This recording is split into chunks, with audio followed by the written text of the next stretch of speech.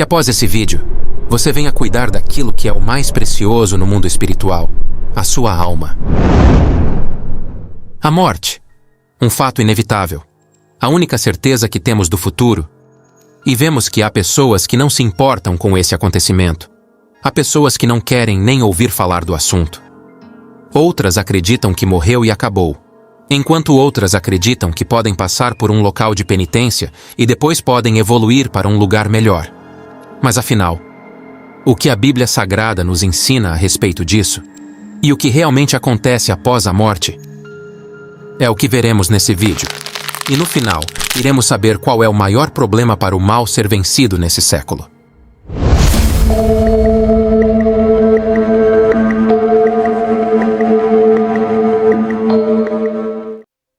Eles não podem. Alma. É isso que você quer. É isso que nos fortalece. No livro de Eclesiastes escrito pelo rei Salomão, no capítulo 12, versículos 6 e 7, diz o seguinte: Antes que se rompa o cordão de prata, e se quebre o copo de ouro, e se despedace o cântaro junto à fonte, e se quebre a roda junto ao poço, e o pó volte à terra como era, e o espírito volte a Deus que o deu. Vemos nessa passagem uma clara menção sobre a morte humana. Vemos que essa passagem fala do rompimento do cordão de prata, da quebra do copo de ouro, do cântaro e da roda junto ao poço. Tudo isso faz referência ao momento em que o papel do homem na terra chega a seu fim. E essa passagem ainda fala do pó que volta à terra, onde o pó, nesse caso, é uma analogia ao corpo humano. O corpo humano que é feito do pó da terra. E vemos que ao pó acaba voltando. E vemos que essa passagem fala do destino do espírito, onde o destino do espírito é de voltar a Deus. E não poderia ser diferente, pois o espírito é a inteligência humana. O homem é o único ser racional. Isso se deve pelo fato do ser humano ter recebido de Deus a inteligência. O espírito, essa inteligência dada por Deus, retorna a ele após a nossa morte. Deus empresta a inteligência dele ao ser humano. Então, vemos nessa passagem uma clara explicação sobre o destino do corpo humano e do espírito. Porém, está faltando mais um elemento. Está faltando a alma. Veja, assim como Deus é trino, sendo Deus Pai, Filho e Espírito Santo, nós que somos criados à sua semelhança, também somos trinos, onde somos corpo, espírito e alma. Vemos que essa passagem não fala do destino da alma. Vemos que fala do corpo que volta ao pó e do espírito que volta a Deus. Mas sobre a alma não é mencionado nada. Entenda, quando lemos na Bíblia que Deus criou o ser humano, saiba que na verdade Deus criou a alma. Nós não somos o corpo, nós não somos o espírito, nós somos a alma. E essa passagem não fala do destino da alma, porque o destino da alma depende da nossa conduta aqui na terra. De todas as criações de Deus, a alma humana é a criação a qual Deus tem mais amor. Porém, Deus perdeu o total domínio sobre a alma após o pecado de Adão e Eva. O pecado quebrou o elo de Deus e a alma humana. Se antes a existência da alma era propriedade exclusiva de Deus, após o pecado de Adão e Eva, essa exclusividade foi quebrada. Onde após o pecado o ser humano passou a pertencer a Lúcifer, não só o ser humano como a própria terra. Como podemos ver em Gênesis capítulo 3, versículo 17. E disse em seguida ao homem: Porque ouviste a voz de tua mulher, e comeste do fruto da árvore que eu te havia proibido comer? Maldita seja a terra por tua causa. A terra se tornou maldita, assim como o ser humano. Uma vez que o ser humano passou a obedecer ao diabo, o ser humano, e tudo que era dele, passou a pertencer ao próprio mal. O pecado de Adão e Eva fez Deus perder o ser humano para as trevas. Ou seja, toda a alma passou a ser do diabo. Para resolver esse problema, Deus iniciou o plano da salvação já no Jardim do Éden. Fizemos um vídeo falando de todo o plano de salvação arquitetado por Deus. Depois veja ao final desse vídeo. O fato é que Jesus abriu o caminho para haver novamente a exclusividade de Deus para com o ser humano. Antes do pecado, o diabo não tinha autoridade sobre o ser humano. Ele não podia tocar nem em Adão e nem em Eva. Ambos eram exclusiva propriedade de Deus, pois eles viviam em obediência ao Criador. E quando nos convertemos e decidimos ter Jesus como nosso Senhor, e passamos a rejeitar o mundo para viver em Cristo, Reestabelecemos o elo que Adão e Eva perderam e passamos a ser novamente propriedade exclusiva de Deus. E uma vez sendo nós propriedade de Deus, o mal não pode tocar. Entenda, existe uma luta no mundo espiritual para saber com quem fica a sua alma. E, assim como no direito, é mostrado ao juiz uma escritura que comprova a posse de uma determinada casa por uma pessoa. Assim também o diabo faz diante de Deus, exigindo a posse de uma determinada alma, mostrando para Deus os pecados cometidos pela pessoa, pois a pessoa que peca se torna propriedade de Satanás. E quando a pessoa vive nesse mundo fazendo os desejos do seu coração, os desejos da sua carne, vive nesse mundo e despreza a Deus e a sua palavra. Após a morte, o diabo reivindica a alma dessa pessoa para Deus. E Deus, pela justiça, tem que ceder. E toda alma que Deus perde para o diabo, isso gera uma enorme dor em Deus. Deus sofre, meu amigo. O que é mais sagrado para o homem lá em cima? Não é a alma.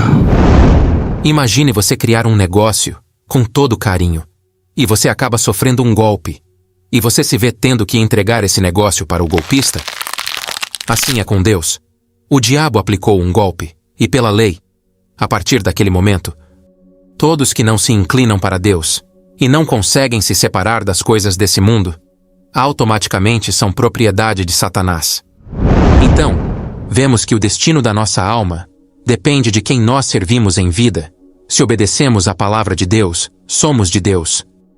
Mas se não perdoamos, se mentimos, se somos entregues aos vícios, se somos orgulhosos, se somos amantes de nós mesmos, se somos presunçosos, se somos arrogantes, se somos invejosos, se temos maus olhos com tudo, ou seja, se seguimos nesse mundo sem fazer uma autoavaliação e reflexão de nossas condutas perante a Deus, automaticamente somos do diabo, somos propriedade dele. Pois se não seguimos a palavra de Deus, automaticamente seguimos o diabo. E o destino da nossa alma passa a ser junto do Senhor, a qual em vida acabamos servindo. Podemos concluir que há duas possibilidades após a morte. Uma é a possibilidade dos anjos de Deus vir nos buscar, ou a possibilidade de nossa alma ser levada para o inferno pelos demônios do diabo. Não se engane, não existe purgatório, não existe chance de sair do inferno. A escolha é feita em vida e não em morte. Se você morrer tendo negligenciado a Deus, o seu destino na eternidade não será com Deus. Por isso, Deus sacrificou o seu próprio Filho por nós, para nos dar uma chance. Se houvesse uma outra forma de arrependimento após a morte, Jesus não precisava ser crucificado. Jesus é o único meio para sermos salvos. E vemos que essa disputa de posse pela nossa alma fica ainda mais claro quando o diabo pediu a alma de Pedro para Jesus. Como podemos ver em Lucas, capítulo 22, versículo 31. Simão, Simão, Satanás pediu vocês para peneirá-los como trigo, mas eu orei por você, para que a sua fé não desfaleça. E quando você se converter, fortaleça os seus irmãos. Vemos nessa passagem que Satanás pediu a alma dos discípulos, e Jesus intercedeu por Pedro. Pedro negaria Jesus 3 vezes após esse episódio. Ou seja, Simão Pedro iria mentir, e essa mentira daria a Satanás o direito sobre a alma dele. E Jesus, sabendo disso, intercedeu por ele junto ao Pai. Meu amigo e minha amiga, Jesus é nosso advogado, e Jesus intercede por nós, não só naquela época, como agora também. Então, decida segui-lo, pois o destino da sua alma está em jogo. Tome cuidado. Uma vez a alma no inferno já era... No livro de Lucas, Jesus fala de um homem judeu extremamente rico, que morreu e foi levado para o inferno, e de um mendigo chamado Lázaro, que morreu no mesmo dia, porém foi para o céu. E o homem rico, estando no inferno, olhou e viu Lázaro junto com Abraão nos céus, e a Bíblia mostra que ele conseguiu se comunicar com Abraão. Como podemos ver em Lucas 16, versículo 24, e clamando disse: Pai Abraão, tem misericórdia de mim, e manda a Lázaro que molhe na água a ponta do seu dedo e me refresque a língua, porque estou atormentado nesta chama. E no versículo 25 e 26, Abraão responde: Disse, porém, Abraão: Filho, lembra-te de que recebeste os teus bens em tua vida, e Lázaro somente males. E agora este é consolado e tu atormentado. E além disso, está posto um grande abismo entre nós e vós. De sorte que os que quisessem passar daqui para vós não poderiam, nem tampouco os de lá passar para cá. Entenda uma coisa, o homem não estava no inferno porque era rico, e Lázaro estava no céu porque era pobre. Nada disso. A Bíblia fala que Abraão era muito rico, e como vemos, estava falando do céu. Mas Abraão foi um rico que viveu em obediência a Deus. Diferente desse rico que teve de tudo, mas desprezou a Deus em vida. E vemos nessa passagem que o rico pediu para Abraão: Pai Abraão, tem misericórdia de mim, e manda a Lázaro, que molhe na água a ponta do seu dedo e me refresque a língua. Ou seja, depois que a pessoa morre, a primeira coisa que é tirada dela é o livre-arbítrio, o poder de decisão. Ele queria poder beber água, mas tinha que pedir por favor a Abraão.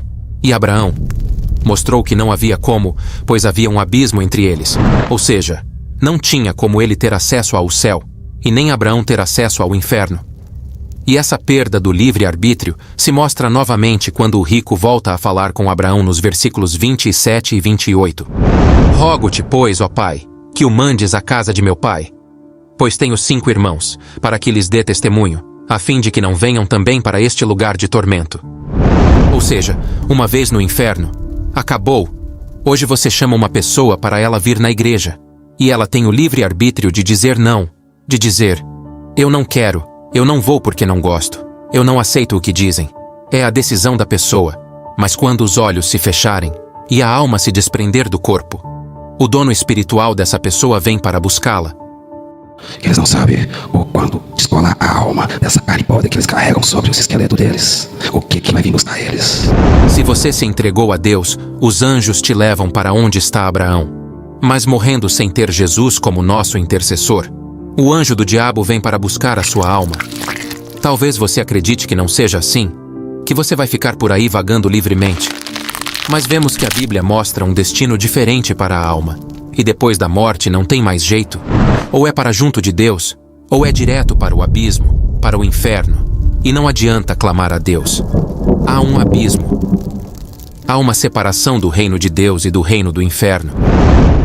E todas as suas atitudes que você vai fazer depois de ver esse vídeo, que você vai ter no trabalho, na escola, com seus familiares, com você, todas as atitudes que você tiver no seu dia a dia, pode estar te aproximando de Deus, ou pode estar te aproximando do inferno. E vemos que o maior problema para o mal ser vencido nesse século é a pessoa vencer a si mesmo. A verdade é que não escolhemos ter nascido, mas podemos escolher para onde vamos na eternidade.